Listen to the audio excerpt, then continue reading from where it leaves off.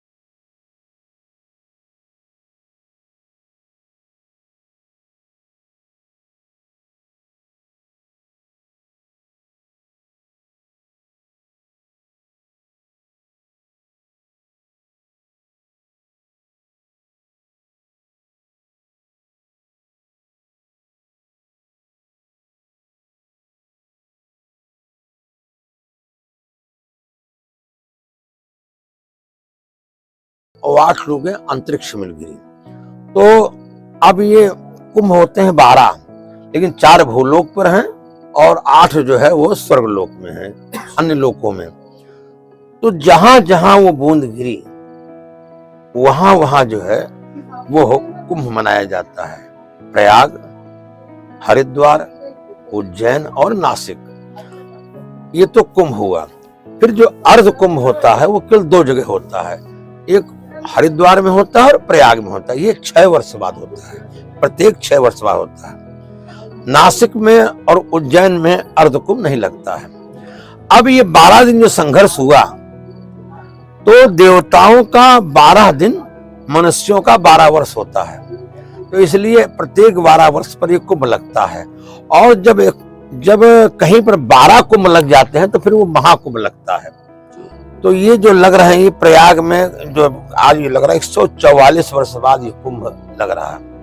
अब कुंभ में जो अमृत बूंद गिरी, वो तो कोई जानता नहीं कहाँ है कि अमृत बूंद कहाँ है। अमृत बूंद का तात्पर्य, यहाँ आध्यात्मिक तात्पर्य है कि यहाँ संतों की जो वाणी है वही अमृत है।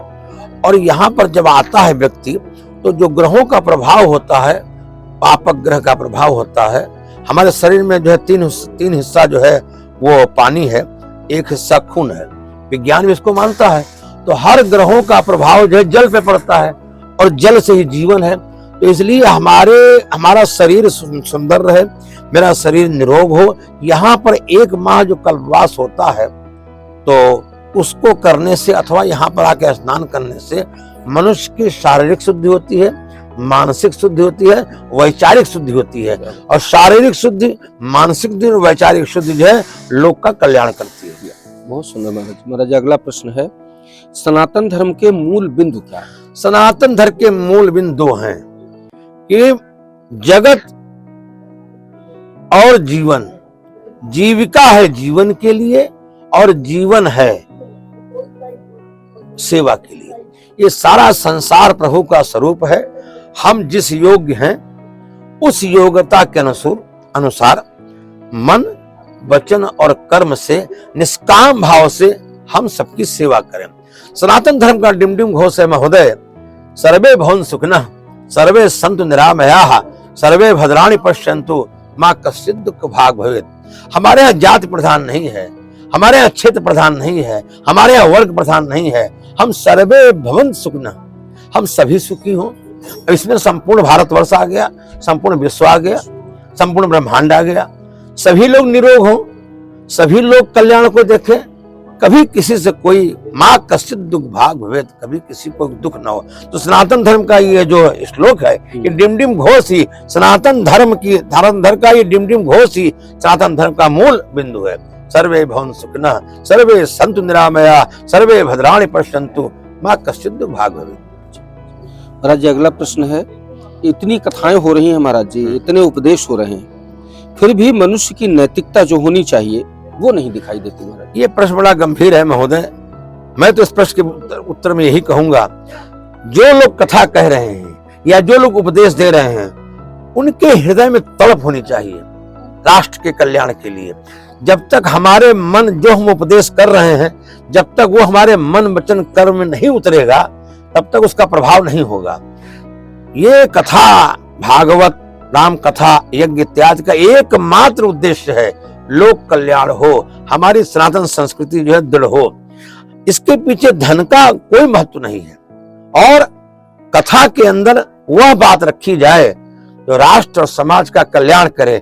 कथा के बीच में मामा मौसी कहानी न सुनाई जाए, कथा के बीच में हास्य को न लिया जाए, कथा का विवेचन किया जाए तो ग्रंथ का प्रमाण ग्रंथ से दिया जाए या संतों की वाणी से दिया जाए।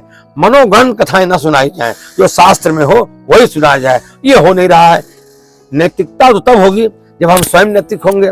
स्वामी विवेकानंद जी कहते थे कि अगर एक व्यक्ति जो है वह क्या नाम सच्चाई पे आ जाए तो वो हजारों को सच्चाई पे ला देगा। सुभाष बाबू ने कहा तुम मुझे खून दो, मैं तुम्हें आजादी दूंगा। उनका एक वाक्य, चूंकि उनके मन वचन कर्म में राष्ट्र के लिए जल रहा था दीपक, और एक बात कहने से ही तुम मुझे खून दो, मैं तुम्हें आजादी दूंगा, संपूर्ण भारतवर्ष उनके साथ हो गया।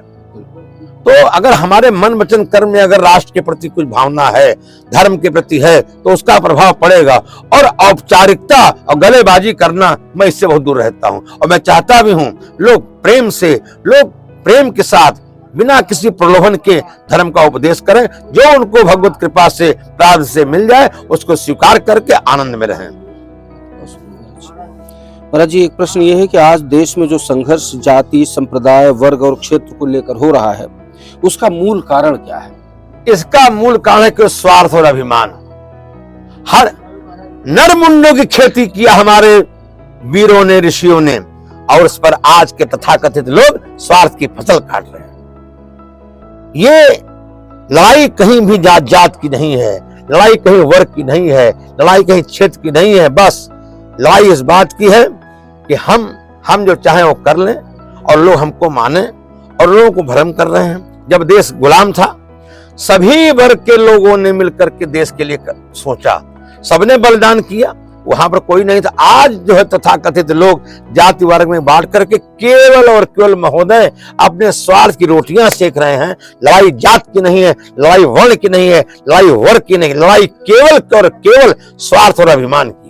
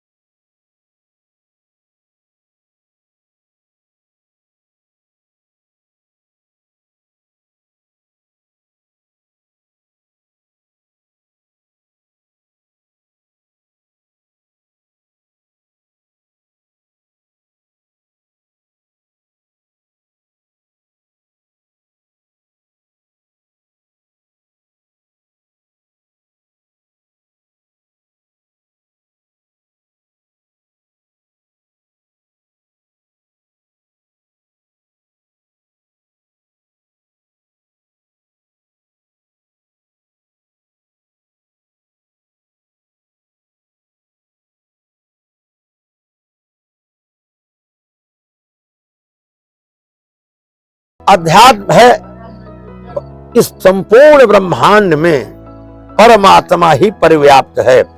और परमात्मा के अतिरिक्त कुछ नहीं है।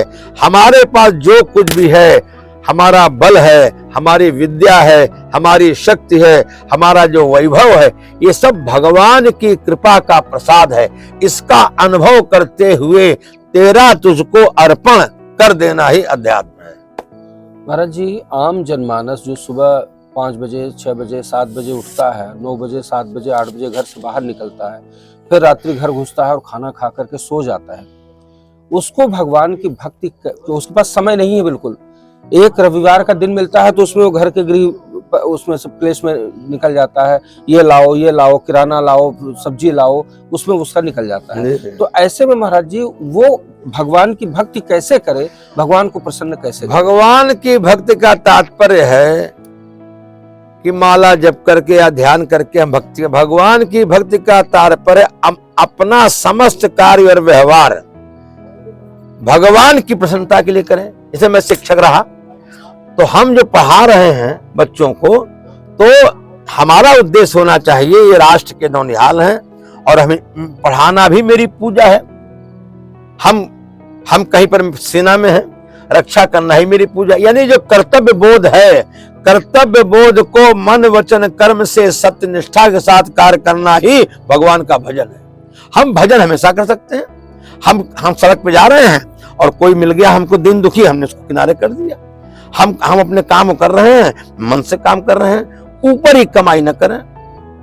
हम जो भी करें, जैसे मान लें बैंक में हूं, जो ग्राहक आया है वो भगवत स्वरूप है। जिस प्रकार से हम अपने घर में भगवान की पूजा करते हैं, उसी प्रकार से जो ग्राहक आया है वो भगवत स्वरूप ही है। हमें उसके साथ वही व्यवहार करना चाहिए जो मंदिर में हम भगवान के साथ व्यवहार करते हैं, वही व्यवहार हमारे पास जो आ रहा है उसके साथ करें। हम जिस भी क्षेत्र में हैं, हमारा कर्म ही जो है पूजा है। अगर हम खूब माला घर में जपें और कर्म क्षेत्र में हम जीरो रहें, उसका कोई महत्व नहीं है। सुबह उठने से सोने तक हमेशा भगवान की पूजा की जा सकती है, अपने कार्य और व्यवहार से, निष्काम भाव से, प्रसन्नता पूर्वक हमेशा कर सकते हैं। बहुत सुंदर महाराज जी। महाराज जी, अंत में सनातनियों के लिए एक अंतिम संदेश आपकी तरफ से। सनातन धर्म के जो लोग भी हैं, और वास्तव में ध्यान दीजिए, सब कुछ पूरा हिंदुस्तान सनातन है। ममैवांशो जीवलोके जीव भूतः सनातन। भगवान ने गीता में कहा कि जीव मेरा अंश है। अब कोई अलग, कोई सिख बन गया, कोई बौद्ध बन गया, कोई जैन बन गया। एक प्रमाण देते हैं, गंगा जी मेन है। गंगा जी से नहरें निकली, वो गंग नहर कही जाएंगी। मूल तो गंगा जी है। अब गंगा जी से कोई नहर निकली तो गंग नहर कही जाएगी। इसी प्रकार से सनातन धर्म के से ही सब निकले हैं। गुरु गोविंद सिंह के बच्चों को जब चुना जा रहा था तो उन्होंने ये थोड़ी कहा, उन्होंने कहा मैं सनातनी हूं और सनातनी मरूंगा, लेकिन मैं पर धर्म स्वीकार नहीं करूंगा। दूसरे का धर्म भयावह है, पर धर्मो भयावह। स्वधर्मे निधर्म श्रेयः पर धर्मो भयावह। अपने धर्म पर बलिदान हो जाना श्रेष्ठकर है, लेकिन दूसरे के धर्म को नहीं अपनाना श्रेष्ठकर नहीं है। अब पर धर्म क्या है? हम सनातनी हैं। हमारे सनातन धर्म के जो मान बिंदु हैं, उनको धर्म शास्त्र में जो व्याख्या की गई है, जो हमारी वैदिक व्याख्या है, पौराणिक व्याख्या है, उनको जो सृष्टि के उषा काल से ही सनातन धर्म पर्याप्त है। और जितने भी आप देख रहे हैं पृथ्वी पर, मूलतः सब सनातनी है। जब जीव ही सनातनी है तो बचा उसमें क्या महोदय? सर्वे जना, हम सभी लोग जो है सनातन धर्मावलंबिना संति, हम सभी लोग। बहुत सुंदर, बहुत बहुत साधुवाद, बहुत बहुत धन्यवाद कि आपने जो है इस कुंभ में आकर के, भारद्वाज जी आप जगह जगह जा करके लोगों का, साधुओं का मत जान रहे हैं। इसके लिए बहुत बहुत साधुवाद। माँ गंगा आपको दीर्घायु प्रदान करें, आप स्वस्थ प्रसन्न रहें और राष्ट्र कार्य करते रहें।